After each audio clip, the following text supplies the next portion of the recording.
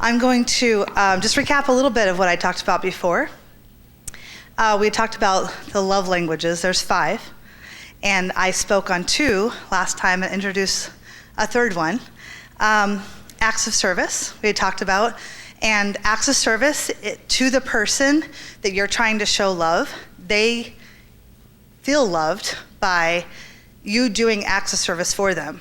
And I know when it's not your love language, it is hard to understand, but if you can try to understand and just do it and be happy about it, it does work. Your actions do speak louder than words. We had mentioned that before.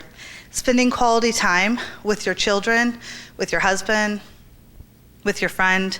If that's our love language, it really does help to spend your undivided attention.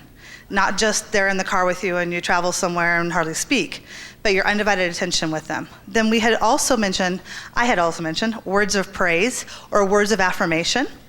Your spoken praise and appreciation, I love this line, so I'm gonna slow down a little bit.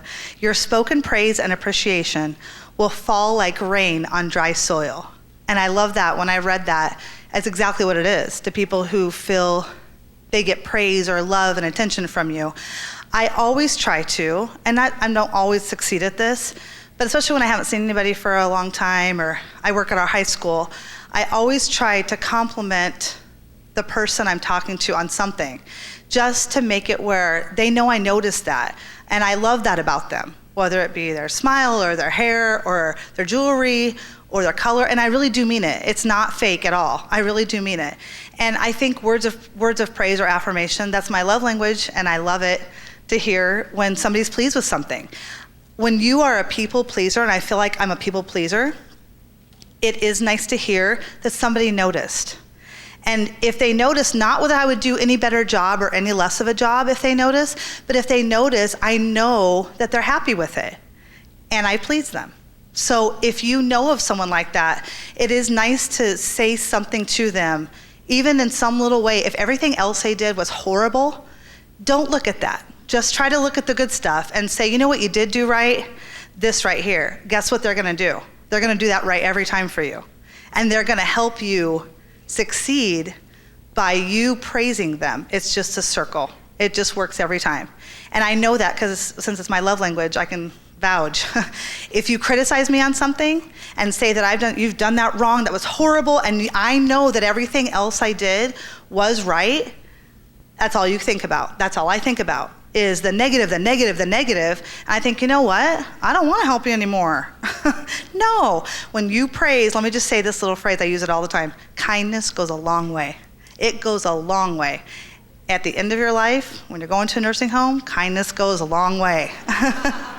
And I think about that. I think, hey, I'm going to reap what I sow, and I'm going to sow kindness.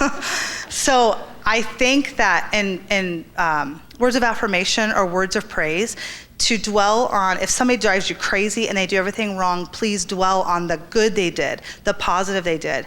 They will do better next time. They will do everything better. Because what I noticed, I thought about today, when I hear praise from somebody, yes, that's nice. But when I hear a negative thing from somebody, I don't forget it. It stays there. And any negative word will stay there.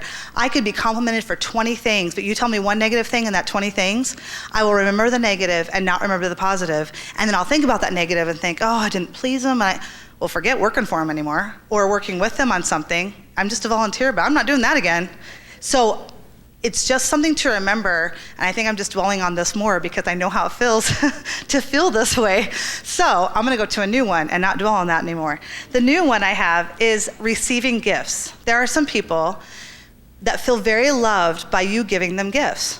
I don't understand that love language, but if it makes somebody feel loved, go get them a coffee from Starbucks. That's a gift. You know, everybody can say amen to that, usually. Or Dunkin' Donuts, whatever you like the best. But something that's a gift to them, they know that they're thought about, you thought about them, and it's something that you can give them to say, I love you, and you didn't have to say I love you.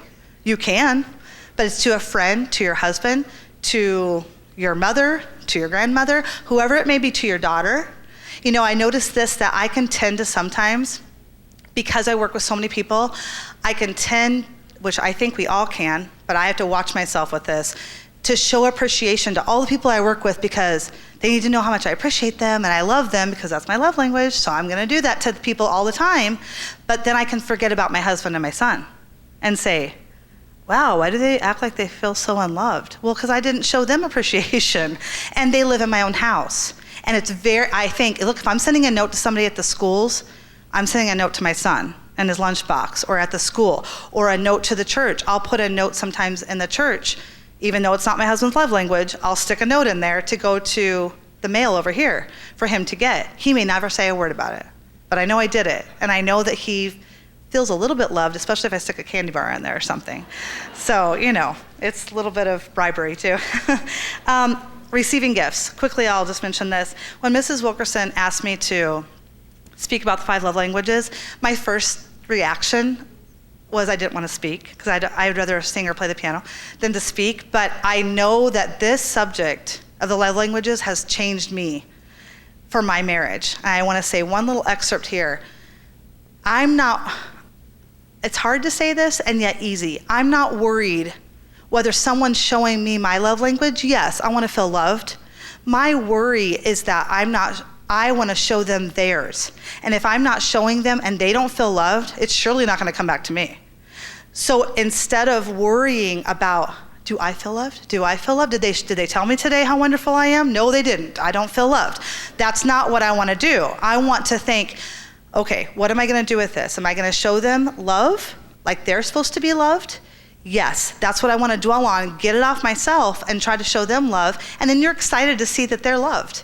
The last one for today that I want to talk about is receiving gifts. When she asked me to speak, she told me about a story of a couple in California when she and Brother Wilkerson were there, and I'll try to make the story concise, but the lady called Brother Wilkerson and said, my husband and I are having problems, we need your help. So Brother and Mrs. Wilkerson went over to their house to counsel them.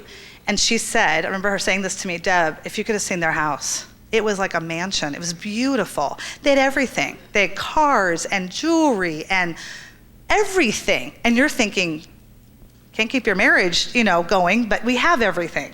She said, I was shocked when I saw their house. And in California, I know that that's a very expensive house.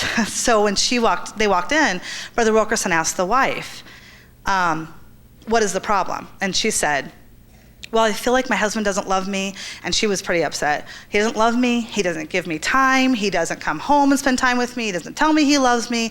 This is just it. I don't feel loved. He doesn't love me. And she was telling me the story, and she said it brings tears to my eyes to think about what happened. And while she's telling me, I'm getting tears in my eyes. But the husband stood up and he said, are you kidding? You don't think I love you? I bought you that brooch you have on, and I bought you that picture on the wall, and I bought you that car in the driveway. And he kept naming stuff that he bought her, but he was speaking his love language to her, and she didn't understand it because her love language was quality time, and his love language was giving gifts. So they're trying to give each other what they need. And I thought, boy, that was such an illustration for me to understand. I have to remind myself all the time, it's not his love language. You give him his, and it's hard. You don't want to. You want to give him your love language because you understand it. So to show somebody love and understand their love language, the last thing I want to say is your loved one, friend, whoever it may be, family member, is the one that can help you with their love language. All you have to do is ask. If you don't know what it is, you can try to figure it out. And if you're like, I just can't get this, ask them. Would you rather me, blah, blah, blah? And ask them, just like I did with my son. I found out he loves quality time, and he feels very loved because now I know. So I hope that you ladies will take it and run with it on that, number one. And number two, I hope that you pray that the Lord would love through you. I don't want to leave the Lord out of this. That was I have to speak tomorrow, so it was one of my last things, but I don't want to leave the Lord out of this. He's the whole reason we love. He knows perfect love. He loves perfectly. And I feel like when I feel like I'm not on the same page with my husband or my son or a friend, I pray and I ask the Lord to love them through me. Use me to love them, but use your love through me to love them. And if I can have that, that's perfect love. There's nothing else you could ask for. So if you don't know their love language, it's a way to love them is have the Lord love them through you. Thank you.